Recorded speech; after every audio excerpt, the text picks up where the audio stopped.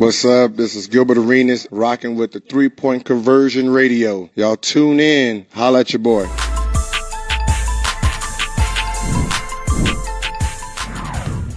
I'm very thankful, that Mitch and Fuzz and Larry and JB have trusted me with this opportunity. I do not take this lightly. It's a lot of responsibility, especially we have a lot of young guys. So I'm very thankful. The first practice was great. We wanted to set the tone for obviously everybody, but specifically James and Kai. And I made the joke they did not touch a lot of basketball today. There was a lot of defense and set the tone early. And they were great. They did a great job. It's very exciting. They bring different energy. All four guys that we had, three guys, sorry, that we had today. They brought great energy, and it was a great practice overall. Thank you. Rod, go ahead. Hey, Dutch, two things. You mentioned first today's practice with Kai and James. I mean, for rookies, the first time out there, just what do you expect? And is it nerves? What do you see out there from the guys at the first day or so? There was not a lot of nerves. James, you obviously can tell he's from New York. He carries that confidence with him, and it's very impressive.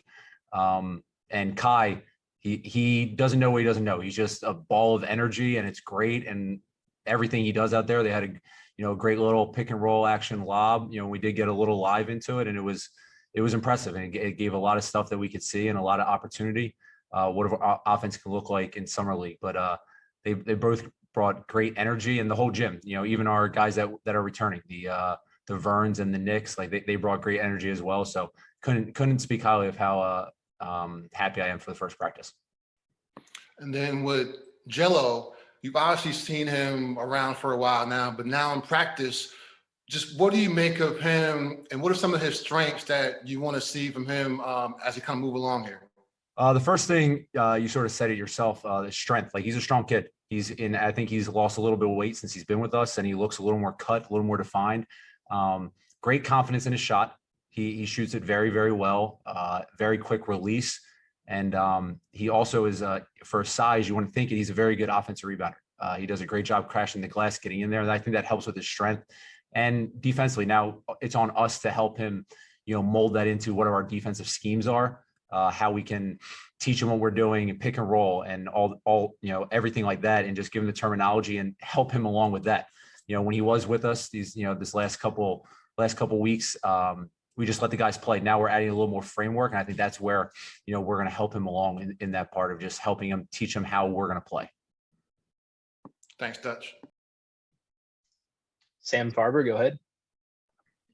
Hey, Coach, with how last year went with the pandemic and not being able to have summer league, does that change at all how you try and allocate minutes, or what you're trying to see from not just this year's rookies, but last year's rookies too, who outside of LaMelo, many have said didn't really get a fair shot at a normal off season and normal training going into their rookie years?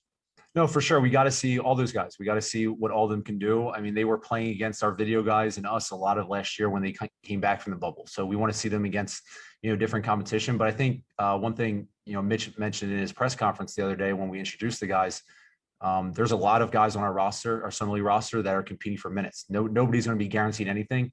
And as I told that to the guys, that, they're going to make the decision of who's going to play the most. Who's going to be able to compete defensively, understand our schemes, and offensively, who's going to be able to make plays, get into the paint, kick it out for others. So I think they're going to make the decision. Obviously, we'll get some direction from our coaching staff, from the rest of the coaching staff, from our front office of what we want to see and how we want to see it. But a lot of it, these next 4 or 5 days of practice, they're going to decide, who's going to play. Thank you, Coach. Richie, go ahead. Hey, Dutch, this is Richie of the Buzzbeat podcast. Number one, have you watched season 2 of Outer Banks? But number two, when you guys are coaching and evaluating these young players up and down the roster, these players that are trying to make the team, how much weight do you put in evaluation versus going out there and trying to win games in the summer league? Because, I know you're probably very competitive, and so are they. First off, I'm about 7 episodes in to Outer Banks. I have to take a little bit of a hiatus. Hopefully my wife doesn't watch the rest of the episodes without me. That could cause a rift. But no, it's a great question. I think we obviously, the last couple of times we've done summer league, you're fighting that balance of we want to develop guys, but at the end of the day, you are competitive. You get into it, but it's just understanding. And obviously with the rest of the assistants that are on the staff, they'll be helping me out because I definitely will be, competitive. I want to go in and win every single game. I think everyone on our roster wants to do the same thing, but we also have the understanding of why we are in Vegas. We are in Vegas to develop these guys, show what potentially they all can do. And, we want to find out what maybe they can't do. We're going to find out all those things. So I think it's fine, trying to find that balance of we want to be competitive, we want to win games, and we want to see what these guys are capable of. But I think, myself, I'll have to be understanding of that. And the assistants, I think, will definitely help me with that of understanding, hey, I know he turned it over 3 times in pick and roll, but we got to keep going to him. We got to see. And I think that's just something that we're going to figure out. Appreciate it. Cool. Just a couple more for you, Coach. We'll go Mike Solarte and then wrap up with Danny Thompson. Hey, Dutch. Mike Solarte here. I'll wave at you. I see you looking around. I kind of like the Vegas background. Oh, well, I figured get us all mentally ready. Exactly. Perfect.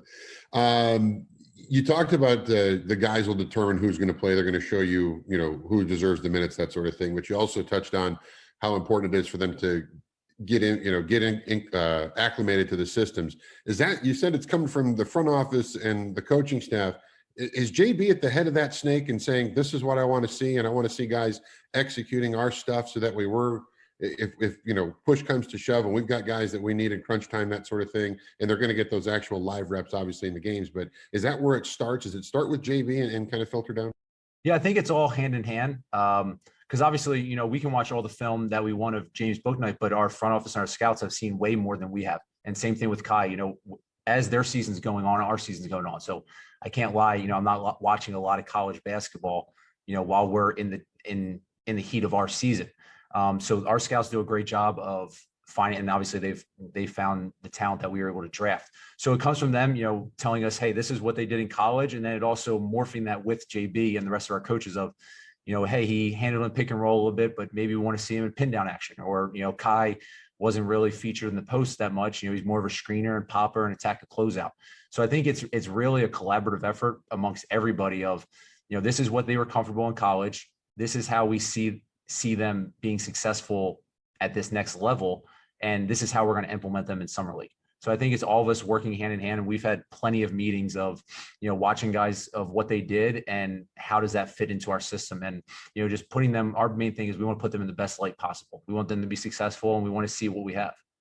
So just to make sure that I'm getting this right, you're basically going to kind of adapt to them, or they're going to try to adapt to what JB and the big club want to try to run? Yeah, I think it's going to be our system. Like we're not putting any of UConn's plays or any of what Texas's plays, anything like that. But it's basketball. Everybody steals from everybody, and they run similar stuff: a middle pick and roll, a pin down, a DHO. What were they comfortable coming off of? Okay, how do we take what they did in college but add it to and put it into what our system is? So, they run a lot of pick and rolls for James Bouknight. They have the ball in his hands. All right, we're going to run our plays, that same thing, put the ball in his hands.